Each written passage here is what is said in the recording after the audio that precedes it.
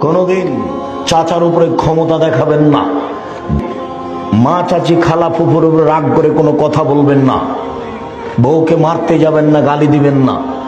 চাচার উপরে ক্ষমতা দেখাবেন না, দলীয় দাপট দেখাবেন না। আজকে মাটির মানুষ, এক, তুমি শুক্রকীটের তুচ্ছ ঘৃণিত পদার্থের, দুই, তুমি মাটির মানুষ। বাস নত, বাস নত।